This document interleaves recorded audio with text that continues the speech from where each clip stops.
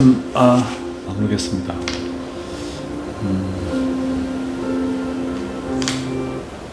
예. 원래 나누고자 하려는 생각이 주제가 있었는데, 일단 그 주제는 조금 이따 나누고,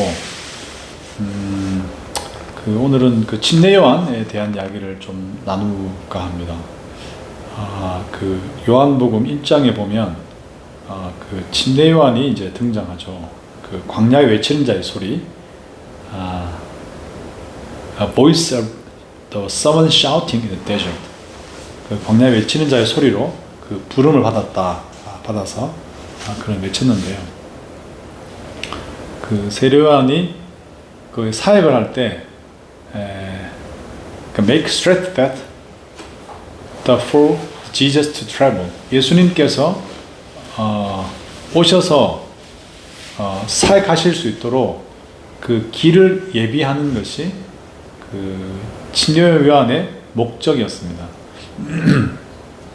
그런데 되게 아이러니하게 그 하나님은 세례 요한에게, 침례 요한에게 그 예수님이 누구신지를 얘기 안 해줬어요. 되게 아이러니하지 않나요? 이렇게 내가 공항에서 누구를 마중을 이렇게 마중을 해야 되는데 그 사람이 누군지는 몰라. 그런데 그 사람을 위해서 준비를 해래. 그런 격이에요. 그리고 그분이 어떤 분이신지 한 번도 경험해 보지 못한 그런 인물 같아요. 근데 마치 그 아브라함이 갈 바를 모르는데 너는 이 본토 친척 아버지 집을 떠나 내가 너에게 말하는 곳으로 가라 라고 말을 하셨는데, 어떤 방식으로 어떤 루트로 어디에 가야 될지 전혀 정보가 없었던 것처럼 하나님은 그렇게 침례 요한에게도 똑같이 말씀하신 것 같아요. 딱 하나의 정보만 줬어요. 오늘 그 펜타코스트 선데이라고 하더라고요. 성령 강림 주일을 펜타코스트 선데이. 그런데 이 딱 하나만 줬어요. 오늘 그 펜타코스트와 관련되어 있는 건데, 그가 누군지 너는 모를 거야. 그런데 네가 그에게 침례를 주면 그 침례를 줄 때 성령이 그에게 임하는 사람이 바로 그 사람이 메시아야. 바로 그 사람이 예수 그리스도야. 네가 외쳐야 될 사람이야 라고 말해줬습니다. 그래서 그 침례 요한이 그냥 괜히 세례를 주지 않았겠죠. 그 목적은 딱 하나밖에 없어요. 사람들한테 세례를 주는 게 목적이 아니라, 침례를 주는 게 목적이 아니라 오직 한 사람, 예수 그리스도에게 그 침례를 줬을 때 성령이 임하나 안 임하나 그거를 보려고 한 거죠. 근데 그 침례 요한의 그 침례에 좀 많은 사람들이 몰려왔어요. 그래서 이 사람도 몰려오고, 뭐 군인도 오고, 세리도 오고, 뭐 여러 많은 사람들이, 또 종교 지도자들도 예수님보다 침례 요한을 더 좋아했던 것 같아요. 그래서 몰려와가지고, 야, 저 사람이 메시아가 아닌가, 이렇게 생각했던 것 같아요.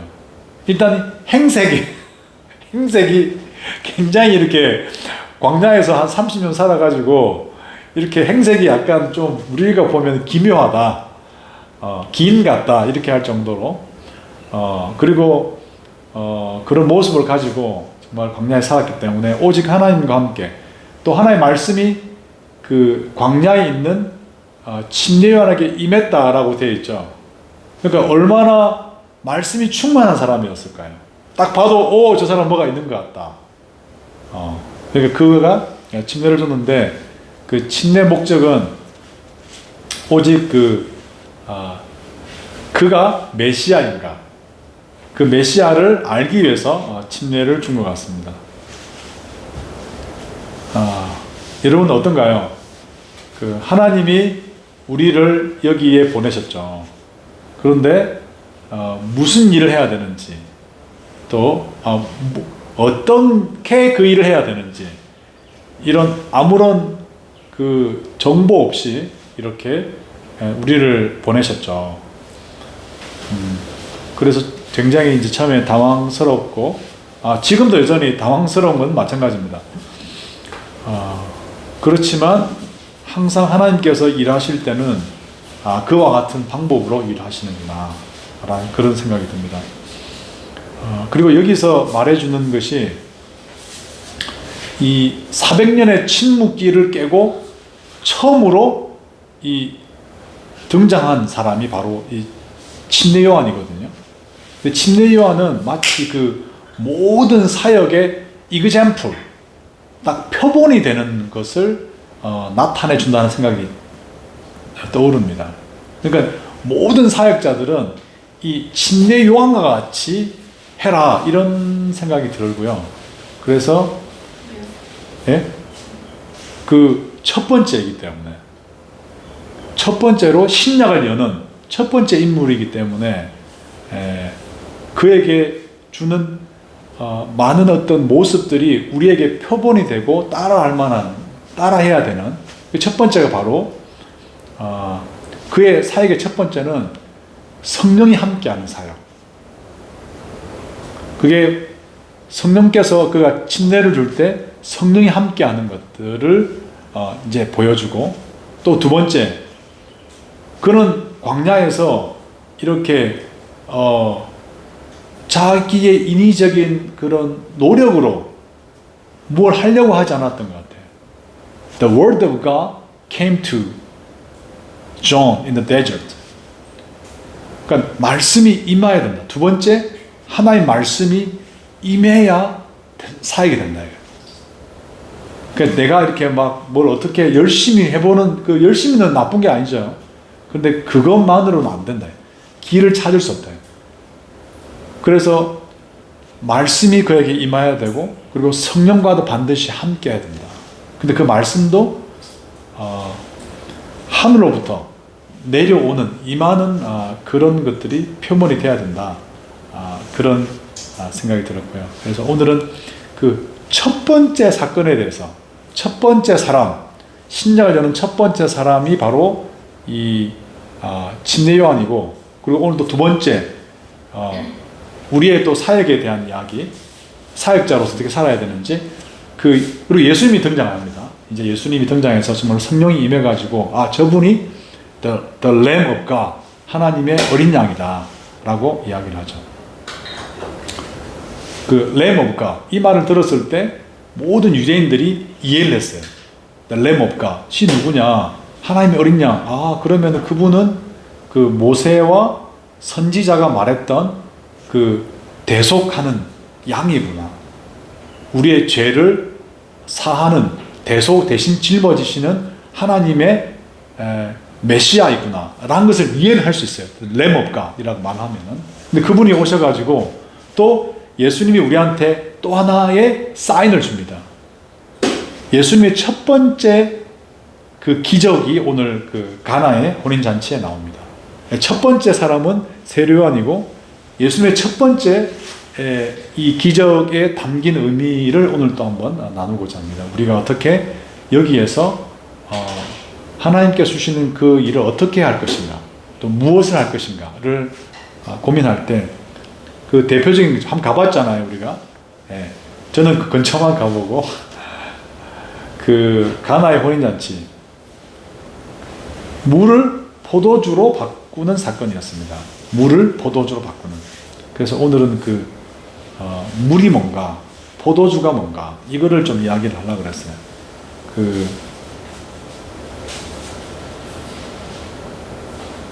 여기 보면 물을 설명할 때 어떤 물을 썼는지 그거를 이야기해줘요. 이제 사람들이, 손님이 오면은 이 손을 씻는 물, 이렇게 이런 더러움으로부터 씻는 물, 그 항아리를 쓰는 거거든요. 그래서 이 물이 의미하는 거는 그 안에 또 다른 의미가 있는 것 같아요. 예수님도 오셔서 물과 나는 침례 요한이 물로 세례를 주지만, 그 다음에 예수님은 성령과 불로 이렇게 세례를 주신다, 침례를 주신다 말씀하셨죠. 그래서 이 물로 뭘 한다는 거는 일단 그 우리의 죄를 자각하는, 우리가 죄인이구나, 우리는 씻어야 되는 사람이구나, 그것을 이 정결의식을 하는 그 두세 통 드는 그 항아리를 의미하는 것 같아요. 물은 우리를 씻는 것. 그러니까 우리는 씻어야 하는 존재이구나. 이렇게 우리는 죄인이구나. 이렇게 우리는 이렇게 약한 존재구나. 그리고 그런 다음에 이 잔치에 있어서 물이 오늘 목적은 잔치잖아요. 잔치. 이 웨딩 잔치, 결혼식 잔치인데, 이 잔치에 있어서 물이라는 거는 이 씻는 것밖에 안 돼요. 그러니까 그 차지하는 그 비중이 마치 잔치를 시작하는 사람들이 들어갈 때만 하는 굉장히 제한적인. 근데 많은 사람들이 이렇게 다른 종교도 마찬가지죠. 불교나 이슬람이나 이런 힌두교도 자기들이 죄인인 줄 알아요. 근데 거기에서 멈춰버리는 거예요. 여기 마치 물에서 멈춰버리는 거예요. 근데 물에서 멈출 때는 잔치를 즐길 수가 없습니다. 그 물을 마실 수도 없고, 그 물을 가지고 우리가 즐길 수도 없는 거예요. 그래서 예수님이 이 물을 포도주로 바꾸죠. 이 포도주가 의미하는 게 바로 그겁니다. 우리가 잘 알다시피 예수님의 보혈을 의미하죠. 우리가 주의 만찬할 때도 이 포도주를 마시잖아요. 뭐 포도즙을 마신다라고 하기도 하는데, 이 포도주를 마시는데 이것은 그리스도의 대속을 의미하는 피를 의미합니다. 그러니까 되게 상징적이잖아요. 물로 씻지만 안 되죠. 이게 씻겨지지 않아요. 그러니까 물이란 거는 구약의 모든 그 희생제사로 아무리 해도, 그 율법에 따른 희생제사를 아무리 해도 또 더러워지고 또 씻어야 되고 한계가 있는 거예요. 물로는 아무런 소용이 없습니다. 우리의 영적인 그 근본적인 죄를 전혀 해결할 수 없는 그런 것입니다. 예수님께서 그 보혈로 자기가 희생제물이 되어서 단번에 그 일을 해결하시죠. 그래서 그 자신의 보혈을 의미하는 그 와인, 그 피를 의미하는 게 오늘 굉장히 큰 의미가 있는 사건입니다. 단순히 이런 이 성분을 바꾸는 기적을 통해서 그분이 하나님의 아들이다를도 말하겠지만, 그 안에 있는 메시지가 내가 바로 십자가를 지러 온 예수 그리스도야. 너희들이 이 물로 너희를 깨끗하게 하려고 했지만 이게 안 돼. 나의 피로만 깨끗하게 할 수 있어. 그런데 거기서 그 그리스도의 보혈을 통해 우리가 거듭날 때 어떻게 되는 거죠? 그 모든 것들이 바로 천국에서 잔치를 한다 그러잖아요. 이게 바로 축제입니다. 그림 언어라고 생각해요. 사람들이 포도주가 떨어졌어요. 더 이상 잔치는 할 수 없어요. 아담과 하와를 하나님께 지으시고 잔치를 시작했어요. 이 창조의 세계는, 창조는 잔치인 것 같아요. 페스티벌, 축제인데 죄로 인해서 그게 멈춰졌어요. 더 이상 잔치를 이어갈 수 없어요. 그런데 사람들은 이 잔치를 이어가려고 막 다른 방법, 다른 종교나 인간적인 열심으로 그것을 해보지만 nothing입니다. 아무런 것도 효력이 없어요. 포도주를 통해서 정말 그리스도의 포도주, 다른 것으로는 기쁨이 없어요. 그래서 사람들이 이 다른 유상을 만들죠. 예수님 외에 다른 걸 만들어서 이걸 가지고 기쁨을 누리려고, 심지어 기독교 안에서도 어떤 종교적인 것을 통해서 우리 기쁨을 누리려고 하죠. 그러나 그것은 아무런 가치가 없습니다. 아무런 무가치하다고 성경은 말합니다. 그 마태복음 19장 26절에도 There is impossible for human being. 사람으로서는 impossible, 불가능하다. For God, everything is possible. 하나님으로서 모든 것이 가능하다. 완전히 극명한 것 같아요. 낄 틈이 없습니다. 절대로 물은 포도주의 한 방울이라도 대체할 수 없어요. 아무리 많은 물을 떠오보세요. 바다만큼 많은 물을 가지고 그 포도주 한 방울을 대체할 수 없습니다. 그리스도의 피 한 방울을 대체할 수 없습니다. 우리의 어떤 모든 것을 다 끌어모으고 내 몸을 불사르게 내어줄지라도 그리스도의 보혈의 그 한 방울들을 대체할 수 없어요. 그거를 오늘 성경에서 말하고 있는 것 같습니다. 그래서 turn into wine. The water turned into wine. 그 물이 포도주로 바뀌지 않으면, 그 우리의 열심과 우리의 계획이 그리스도의 피로 바뀌지 않으면 아무 일도 일어나지 않습니다. 죄로부터 해방되는, 엄마가 기도할 때 죄로부터 해방되고 억압과 구속으로부터 해방되는 그걸 말하는데, 사람들에게 기쁨을 줄 수가 없어요. 아무를 통해서 그 사람들의 직업을 주고, 그 사람에게 돈을 주고, 그 사람에게 뭐 먹을 것을 주고, 어떤 것을 해도 기쁨을 줄 수 없어요. 다시 목마릅니다. 그리스도의 보혈을 통해서 그 사람들이 회복될 때, 이걸 맛볼 때 사람들이 어땠습니까? 반응이, 야 이거 어디서 났냐? 너무 기쁘잖아. 이거 어디서 났냐? 우리가 먹어본 적이 없다. 이렇게 맛있는 포도주가 어딨냐? 다시 잔치가 시작됩니다. 다시 축제가 시작돼요. 하나님은 우리에게 abundant life, 풍요로운 삶을 주시고자 하시는 거예요. 사단은 우리에게 축제를 망가뜨렸잖아요. 이 축제를 하지 못하도록 맨날 그 어두운 가운데 슬피 울며 이를 갈고 미워하고 증오하고 서로 물고 뜯고 하기를 원하는 거예요. 그러나 하나님은 그리스도의 피로 우리를 통해서 정말 잔치가 회복될 수 있도록, 멈추었던 잔치가 다시 시작될 수 있도록, 예수님도 잔치를 초대하잖아요. 와라, 내가 모든 게 준비됐다. 와서 먹고 즐기자. 근데 사람들은 어때요? 내 방식대로 내가 해야 될 게 있어가지고 그걸 못하는 거예요. 내가 소도 봐야 되고, 나 결혼식도 해서 내가 못 갑니다. 여러분, 우리의 어떤 것으로는 아무것도 가치가 없습니다. 예. 그래서 마지막 이 메시지를 하고 마치겠습니다. 베드로전서 4장에 보면은 이렇게 이야기합니다. 우리 인생 가운데 이 하나님의 천국 잔치가 이렇게 멈춰져 있어요. 뭘로, 왜 멈춰져 있냐? 우리의 욕망, desire죠, desire, 욕망, 그 다음에 음란, immorality, 그리고 the worship idols, 종교적 우상 숭배. 이게 돈이 될 수도 있고, 어떤 개인적인 욕망이 될 수 있고, 그리고 사람을 두려워하는 것라고도 표현되어 있고, 그 다음에 술 취함과 방탕, 이런 것을 쭉 이야기합니다. 이런 것들이 우리로 하여금 하나님의 잔치를 계속 이어가지 못하도록 계속 막는 것 같아. 사단은 계속 그런 폭탄을 던지는 것 같아.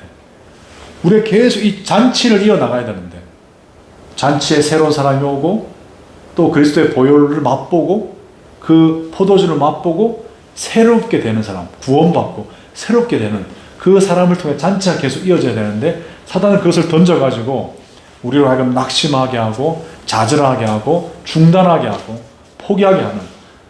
근데 베드로 전서 4장에는 뭐라 했냐면, 이제 그만, 충분하지 않니? 과거에 그런 삶을 살아온 게 이제 충분하지 않니? 이제 네가 원하는 삶을 살았던 것은 충분하지 않니? 라고 말하면서, 이제 남은 삶은 하나님의 뜻을 쫓는 삶을 사는 건 어때? 라고 베드로 전서가 이렇게 이야기하는 거죠. 여러분 어떠신가요? 우리가 가진 물로 잔치를 계속 이어가려고 애만 쓰다가 아무런 기쁨이 없이 낙심 가운데 좌절하시겠습니까? 아니면 그리스도의 그 보혈의 피, 그 너무 맛있고 너무나 감격스러운 그 포도주를 날마다 맛볼 때, 그리스도의 피를 날마다 맛보고 그것을 나눌 때, 와, 이게 어디서 났냐? 이게 너무 기쁘다. 그 잔치가 다시 재개되는 그 기쁨을 누리시겠습니까? 네, 자, 기도하고 마치겠습니다. 하나님 아버지, 오늘 첫 번째 신약을 여는 첫 번째 사건인 침례 요한의 등장, 그는 말씀이 임하여서 그의 사역이 시작됐고, 그는 성령께서 함께 하시는 그 침례를 통하여 그의 사역이 입증되었습니다. 또한 그리스도의 첫 번째 이 기적을 통해 물이 포도주로 바뀌는 사건들을 우리에게 말씀하고 있습니다. 이 사건은 참으로 많은 것을 내포하고 있습니다. 우리 인생이 물로 승부를 거는 것이 아니라 그리스도의 보혈을 의미한 이 포도주에 우리 인생을 걸고, 하나님 이 한 방울의 이 그리스도의 피를 통해, 이 포도주를 통해 이 멈춰진 이 구원의 천국 잔치가 다시 재개되고 지속될 수 있도록 저희를 사용하여 주옵소서. 감사하며 예수 이름으로 기도합니다. 네.